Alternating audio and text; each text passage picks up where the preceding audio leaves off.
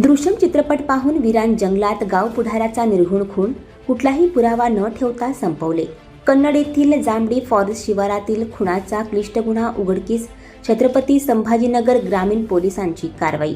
13 जानेवारी रोजी पोलीस ठाणे कन्नड ग्रामीण हद्दीत जांभळी फॉरेस्ट गावालगतच्या वनभागात एक अनोळखी प्रेत मिळून आल्याची पोलीस ठाणे येथे बातमी मिळाल्यावरून स्थानिक गुन्हे शाखेचे पथक व पोलीस ठाण्याच्या अंमलदारांनी तात्काळ घटनास्थळी भेट देऊन मृत व्यक्तीचे प्रेताची पाहणी केली व जांभळी गावात विचारपूस करता मृताची ओळख पटली.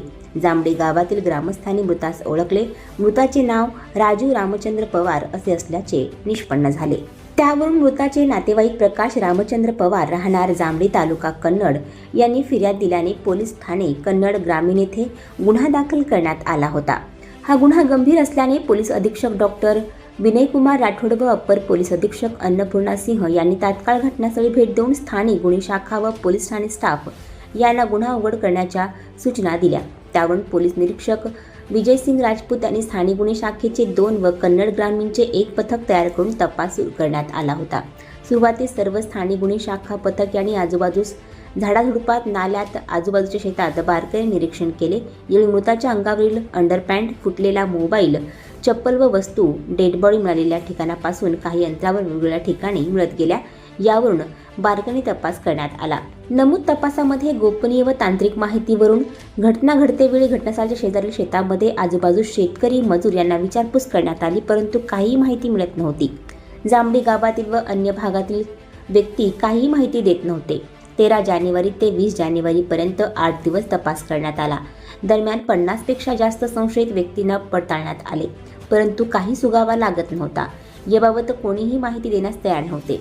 पोलीस निरीक्षक विजयसिंग राजपूत यांनी मृत हा विशिष्ट समाजाचा असल्याने त्या समाजाचा भाषा ज्ञात असणारे बाहेरगावातील व्यक्ती व महिला यांना जांभळी गावात माहिती काढण्याकरिता नेमले होते. थोडी माहिती मिळत गेल्याने व मृताची डेड बॉडी मिळालेल्या ठिकाण शेजारी शेतकरी यांची माहिती घेतली असता ते शेत हे नामे राजू जोधा पवार यांचे असल्याची माहिती मिळाली व तो शासनाच्या मलेरिया विभागातील नोकरदार असून त्याची शेती ही पत्नी वंदना व लहान मुलगा धीरज उर्फ टेमा हे कसत असल्याची माहितीही मिळाल्याने वंदना पवार ही विचारपूस केली. परंतु प्रथमतः वंदना माहिती लपवत असल्याचा संशय आला. तसेच तिचा मुलगा धीरज हे दोघे 13 जानेवारी रोजी त्यांच्या शेतामध्ये घटना घडतेवेळेस शेतात हजर असल्याबाबत माहिती मिळाली. त्या अनुषंगाने वंदनाला विश्वासात घेऊन सखोल विचारपूस केली असता तिने कबुली दिली की मृत राजू पवार माझ्यासोबत शारीरिक संबंध ठेवण्याची मागणी करत होता व ते मला मान्य नव्हते. राजू पवार हा गावचा पुढारी होता, माजी सरपंच राहिलेला होता. त्याची काकूही सध्या सरपंच आहे. त्यातून तो दबाव आणून शरीरसुखाची मागणी करत होता. त्याच्या या मागणीला मी कंटाळले होते. त्यामुळे मी माझा मुलगा धीरज उर्फ टेमा राजू पवार यास सर्व हकीकत सांगितली. आम्ही दोघांनी मिळूनच राजू पवार यास ठार मारण्याचा कट रचला.